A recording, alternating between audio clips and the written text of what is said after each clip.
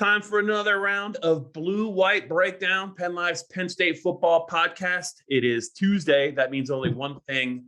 James Franklin met with the media today. I'm Bob Flounders, joined by Dave Jones. Dave, I hope you're doing well. And, you know, it was a pretty interesting presser with James today. There's a lot of stuff out there about maybe his long-term future at Penn State. And obviously they're coming off the worst loss, I think, of his 8 years in State College. And now they got to go play at Ohio State. So it's a pretty interesting week. He sounds like he's not doing well physically. He sounds like a very sick head football coach. I hope he doesn't have anything too serious, but he sounded under the weather. What do you think? Oh, I tend to think he masks everything pretty much all the time. I think he thinks he's masking everything better than he does.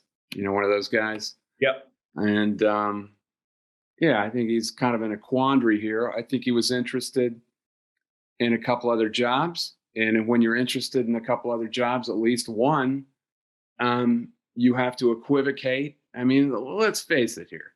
If he wants to unplug all this speculation, all he has to say, and if he wants to eliminate the distractions to his team, as he says, all he has to say is, I'm going to be the coach at Penn State next season. So forget all this stuff. Didn't Mike Tomlin just say that about the USC job?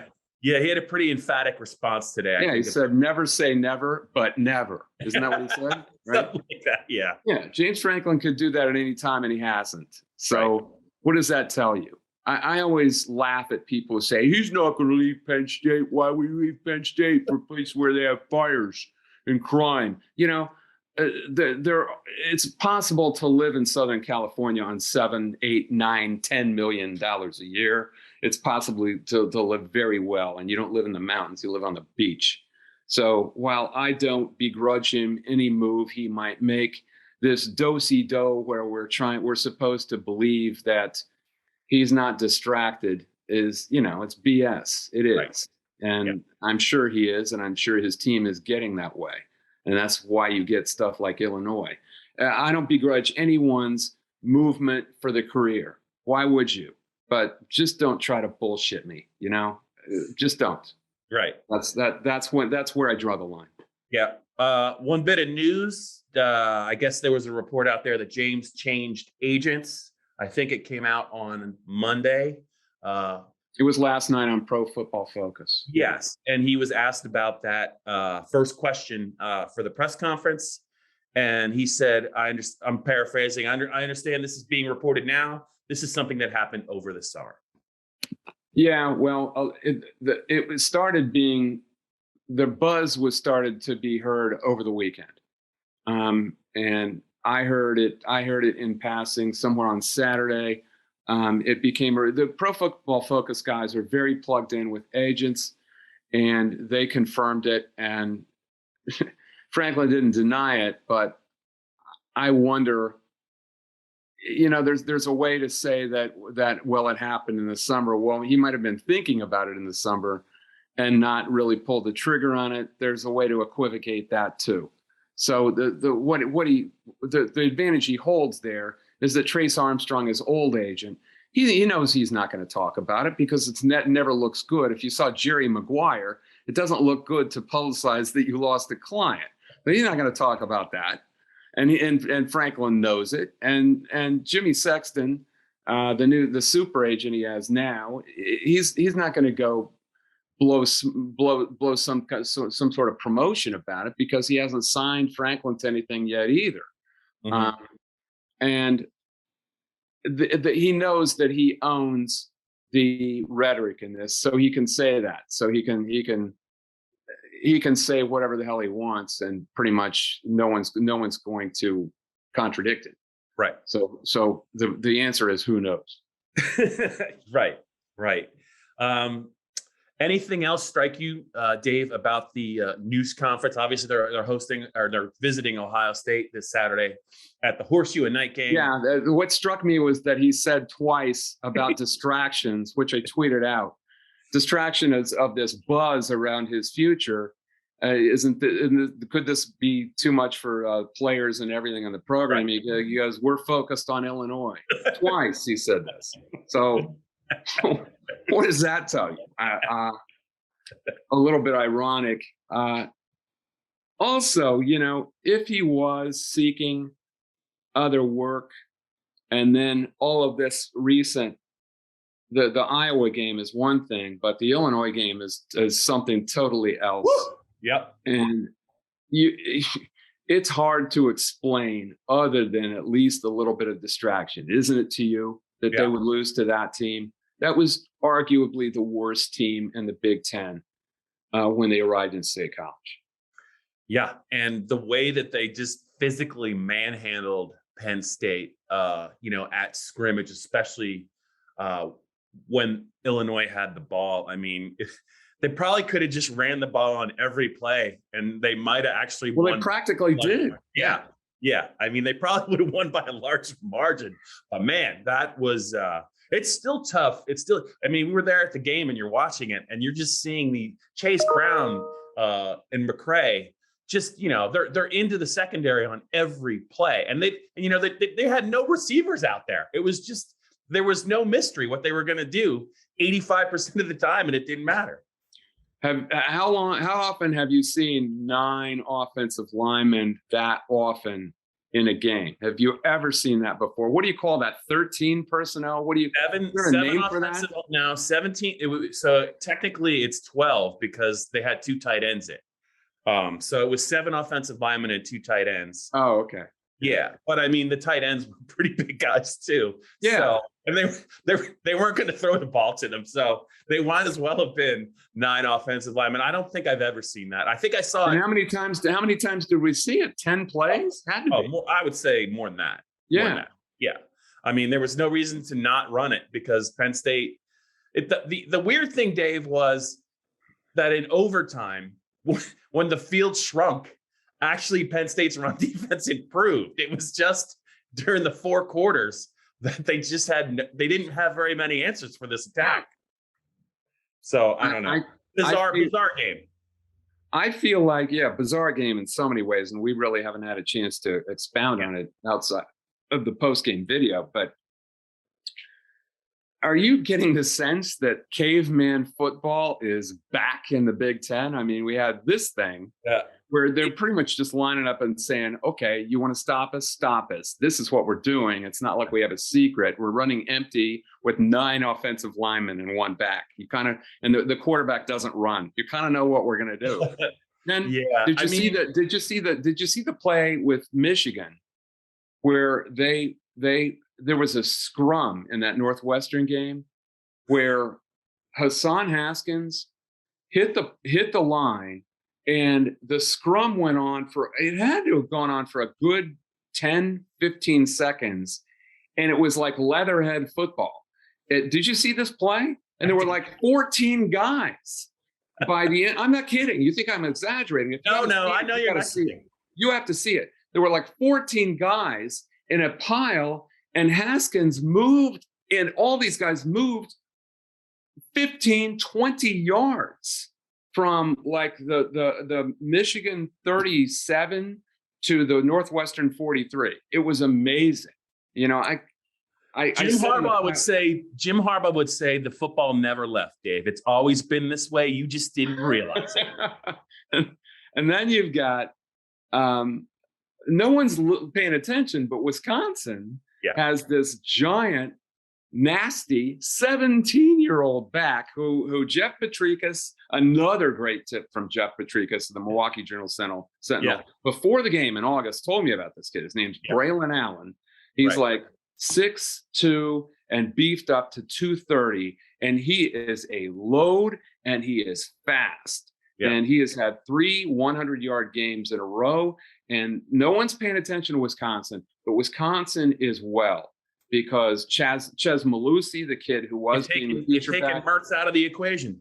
Yes, you are. And Malusi, who was the feature back, looks much more comfortable as the change-up back. Wisconsin is back to being Wisconsin. So there's another caveman team.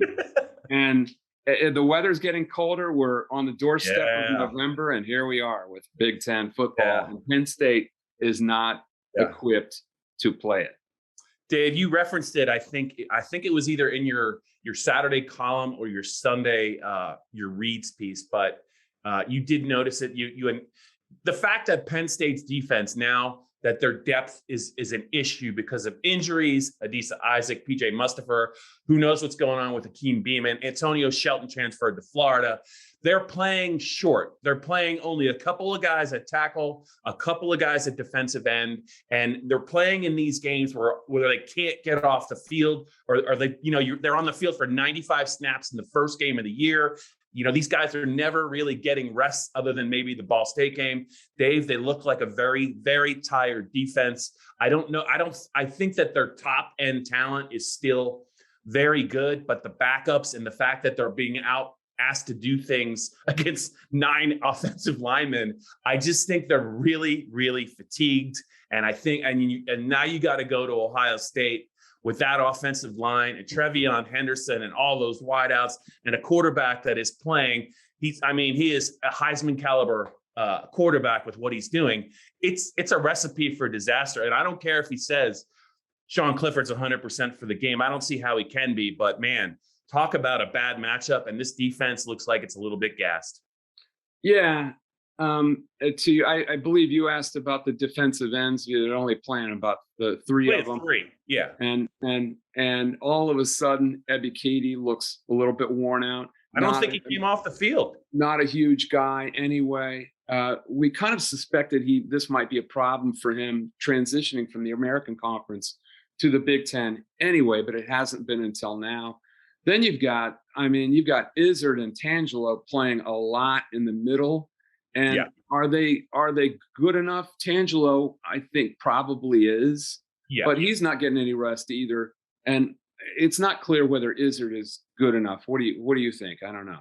I just haven't seen enough of him. I think that if Devon Ellis was 100%, because he got a little roughed up in that Iowa game as well. Yeah, he hurt his forearm. He had it running. Yeah, he had a sleeve, I think, on his left arm. I'm not sure he's all the way back either. So you're talking about 2.5 defensive tackles.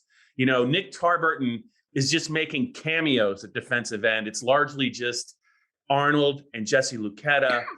It's just not good, Dave. There are some physical offensive lines waiting for Penn State in the final 5 games, and it just looks to me like their depth is now an issue. It's not going to get any better. And if they're only going to be able to score 17 to 20 points a game, best case, it just doesn't bode well for this team, obviously against Ohio State, but Michigan State, it's even Maryland. They don't have any. It just doesn't seem like they have any room for error, Dave, and that's not good with that schedule. No, and so the natural question people are asking is this a 6-6 team?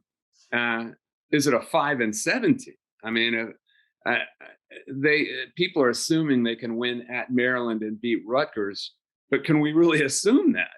Right. That would make them 7-5, and you're going to play a very physical Michigan team who is into bully ball right now, and Ohio State could beat them up like crazy. They might be able to name the score. The only thing I wonder about Ohio State is if you look at who they've played, and of course they're probably good enough to beat Penn State, especially in Penn State's condition. That's a given. Yeah. But are they really as good as what we've seen the last month and a half? Because they haven't played anybody. They haven't played a damn team yet other than Oregon. And I don't know what to think of them. Ohio State, Penn State is never afraid of Ohio State. Right. That's the one ace in the hole that Penn State might have. They know they've never been intimidated in there. And Franklin's teams, when they've been backed against the wall, have usually played pretty well. But this feels like a different situation. It feels like James Franklin kind of wants to get out of here. It has to me for a while. And that's why every time this USC job has come open, the only problem was they couldn't unload Clay Helton. Well, everything changed when they finally did. And this has been going on for 3 years. And now, well, what if you're USC? What if you're the trustees there? What if you're the guys in the committee who want to make that choice? You see this Illinois thing. Is he really top on your list? So we're facing a situation where there might have to be an uneasy truce between Franklin, the administration, the money guys who kind of want him out at this point, but really can't fire. I don't think he's going to be fired this year. I mean, I've been talking about that. You think they want him out? Well, I'm just saying that things spiral down really quickly. When they start going south, they go south fast. And people make decisions they might not otherwise. If this thing gets to 5 and 7, all of a sudden it becomes possible, don't you think? But I don't think it is. I don't think there's a scenario where James Franklin would be fired. But we could potentially go from this discussion of if someone's going to steal them from another school to that, which is actually remarkable in itself. That's all I'm saying. Yeah, and it's the pivot point, right? The pivot point has been the health of one player. And that's also an issue at Penn State. I mean, the Sean Clifford we saw the first 20 minutes of the Iowa game, even though he threw 2 interceptions, that offense looked like it was rolling, and it looked like Iowa was in deep, deep water. They were gonna chop that team up. They were gonna score 38. You saw what Purdue, they had. I think Purdue probably watched. They probably watched what Yursich did and said, "Hey, man, this is what we got to do." They had him. They had him, and they just couldn't. They couldn't finish it because they just didn't have the personnel to do it. But just the pain that Sean Clifford was in on Saturday, Dave, and you would see him. There was a play where he didn't even get hit, and it just looked like he moved his torso the wrong way, and it looked like he was in just tremendous pain. And to hear to your point about James, for him to say he felt great on Sunday, which there's no chance that happened, and then he expects him to be 100%. Who do you think you're kidding? Really? And I thought it was had to feel worse. I thought it was when people talk about how the players have too much power now, players are getting paid. You know what? You go out there, you fat ass. You 55-year-old who's never played and don't know what that's like to feel like that. Yeah. I thought it was borderline athlete abuse to put Sean Clifford out there. I don't think he should have played. I think they should have run read option with Taquan Roberson. He showed that he could do it for a moment there in the Iowa game. They drove, 12 plays to a field goal. Yeah. He looked pretty good running inside zone. He's fresh. I think that was the way to go. I thought that was the way to go before the game. I was a little bit stunned that Clifford came out there, and I thought that was reckless to put him out there. And he is a tough dude. There's no question about it. But I don't know how he could have felt great the day after that game. I just don't know how. But again, we don't really know officially what's bothering him. It's definitely upper body. You could just tell how he reacted. And I'm with you, Dave. I don't know. Illinois hit him quite a bit. He was sacked 4 times. He carried another time, but that was it for him running. But I think he took some other shots. He took a late hit that doesn't really show up. They didn't call it. He took a lot of punishment. And you could say what you want about the Buckeyes defense, but they're bigger and faster than Illinois' defense. I don't know. They might not be that well coordinated, but I mean, and he's talking about having him run the ball now again against Ohio State. I'm like, that does not sound. You remember 2 years ago, he had to take himself out of the Ohio State game because he was fighting through something, and he tried to run the ball, Dave, and they had to put Levis in, and we didn't see him for a while. Yeah, I can. When you put all this stuff together, I just think things could get rolling downhill really quickly. Right. I'm not even talking about the Ohio State game because we saw a couple of lines yesterday. What was it, 15 or 16? Opened at 12, went to 18.5 in the blink of an eye, and it's at 19 now as we talk about it. Could the line get big enough for you not to lay the points at this point? Ooh, that's a really good question. I would say no, and the reason I'm not saying that because it's not necessarily that Penn State's outgunned. It's just that Clifford's health to me. You saw what happened both in the second half of the Iowa game when he wasn't in there, and B, when he was about 40 or 50%, I don't know, whatever he was against Illinois. He had that one long touchdown pass And then he had 18 completions that were not. He had 19 completions. One was for 42 yards. The other 18 were for like 123 yards. So, I mean, everyone knows that, he's probably not going to be able to throw the ball deep. They're going to try and hit him. And yeah, it is that's the long answer to your question is I'm probably going to lay the points. So to me, this game really isn't even a focus as long as it becomes not a complete embarrassment.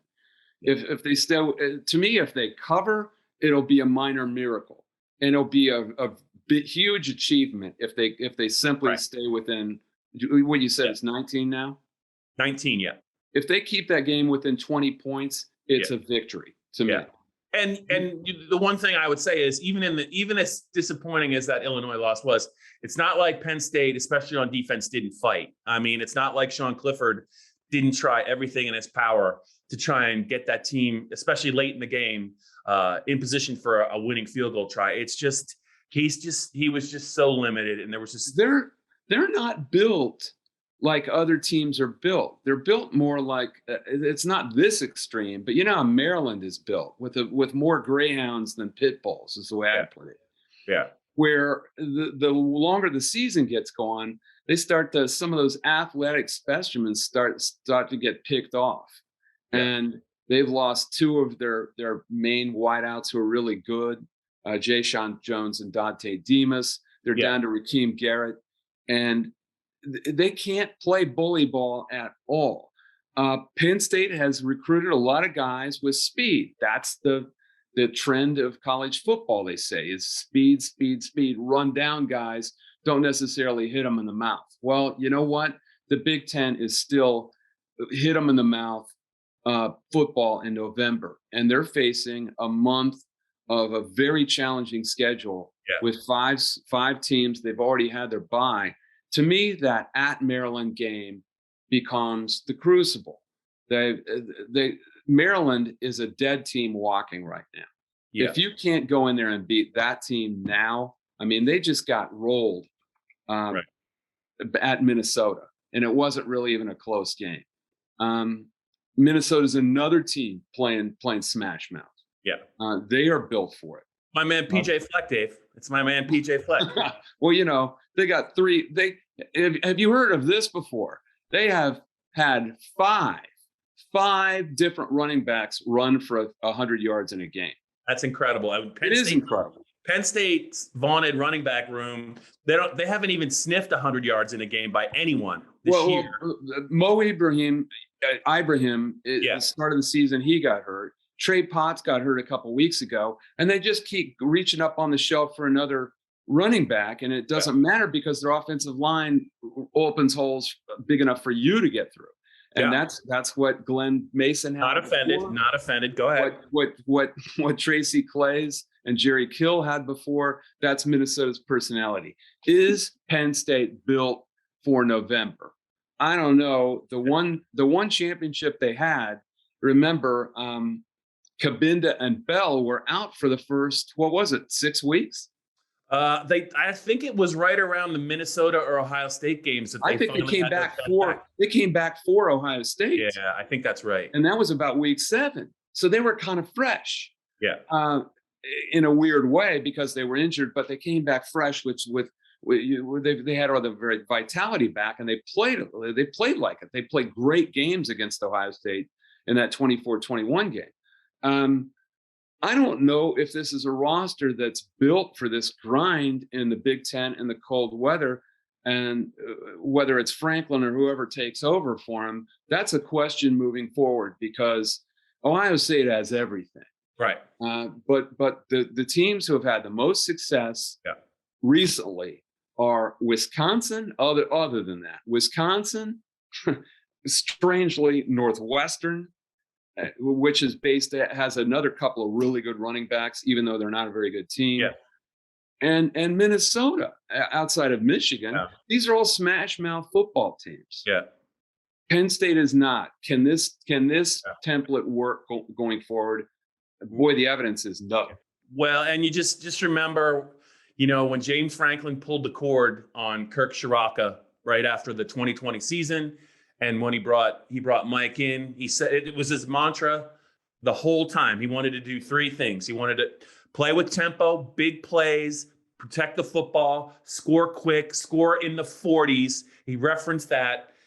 And they were trying to design an offense before Sean Clifford that could maybe do that. It didn't always work. Obviously, it didn't work at Wisconsin. But to your point, they're recruiting like they want to play those kind of games and not the smash mouth games. They want to score a lot, and then they want to turn their athletes loose on a team that maybe can't play smash mouth if they're down 21 points, but they never got there. So I see your point, but I also know that I just think that, man, if they don't have an offense and a quarterback that they can consistently score at least in the low 30s, mid 30s, they're going to be in trouble, just like you said, because Illinois had them in the right kind of game, and they played keep away. Illinois could have had more points, and they used that offensive line, and they just beat them up. To me, the missing ingredient is still Penn State's offensive line. Yeah, because they would be more versatile, and they could control games like this if they could successfully run the ball when people know they need to run, and they've never been able to do it. Did you ever hear the phrase vertical push before today? That was another one. He was like, yeah, we need to get more vertical push. Isn't push by definition kind of that way? Was that redundant? You're talking about, coaches have always talking about going vertically. They mean down. Yeah, I never heard vertical push, those two words together. Oh, never. Come on. You're being picky. I am not. Just coaches have been talking going vertical with the passing game forever. Yeah, but not vertical push from the offensive line. I mean, is there a horizontal push? No, there's not. It's push. Well, there is on a stretch play. So yeah, he knows. I would go with diagonal push. They are. You know, they're trying everything, Dave. They flip flop the center and the guard, Miranda and Scruggs. You're starting to see Bryce Effner play.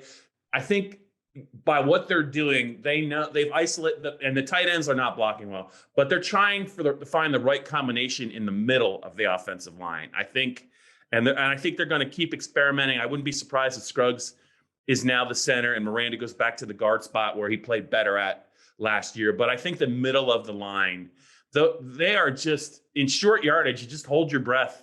You know, on that overtime play where they went for it on like 4th and 1, and Warren looked like he was stopped. And he just kind of snuck through there. It looked like that play was over. They just cannot convert short yardage plays. They can't. Meanwhile, the Fighting Illini of Illinois converted on not 1, not 2, not 3, but 4 2-yard quarterback sneaks. Yeah. Every one of them. They were 4 for 4. Yeah. 4 for 4. Yeah. I don't know. Yeah. It's you're right. Saturday night's going to be real interesting for everything that you discussed, whether it's James's future, whether it's Penn State's future this year, and just whether or not the defense isn't just starting to completely wear out, because Brisker's hurt, Mustafer's out. Those linebackers have already made a lot of tackles. Arnold Ebiketie, you wonder, they list him at 250 at the beginning of the year. He's probably lost some weight. There were times where he just got caught up in the wash against Illinois' offensive line. He did make a couple of plays late, but Dave, they're running out of bodies, and this is not a stretch where you want to be thin in your front seven. Yeah, and I counted up the number of extra plays in you had 33, I think, right? 33 extra snaps. That's offense and defense. But I didn't actually count up the number on defense, but I think it's a little bit more. I'm looking, and it's I'm guessing probably 18 extra snaps for that defense. Yeah. It's not like they needed that. Yeah. I mean, we talked last week about how they needed this game to be easy and get the starters out. Well, so much for that. Yeah. Yeah, I don't know. And James is going over all the things they did right. They won the turnover battle 3-0. They had all these things kind of go their way. And they still got beat in overtime by the Illini. It's the stink of this loss, man. It's just not going to go away. And until you could see the Sean Clifford you saw in the first quarter and early in the second quarter against Iowa, it just looks like they're outgunned. Well, obviously some things to clean up. thankful for the opportunity. We're thankful for the opportunity that you came and listened to us today. That's a fair question, Dave. That's a fair question. Yeah, All right. that's a good question. Sure. I could talk about that. Anyway, we'll be out in Columbus this weekend to document what happens at the Horseshoe beginning around 7:30 on Saturday. That's something else. That's something else. He called it the big house. I didn't even mention that. He's not distracted or anything. I swear he sounds like he's got the start of a really bad cold or bronchitis. I just don't think it's been a great week for James Franklin. I really don't. So we'll be back later in the week. We'll be out in at the Horseshoe in Columbus. That's it for this edition of the Blue White Breakdown podcast. And he's David Jones. I'm Bob Flounders. We'll see you guys later this week.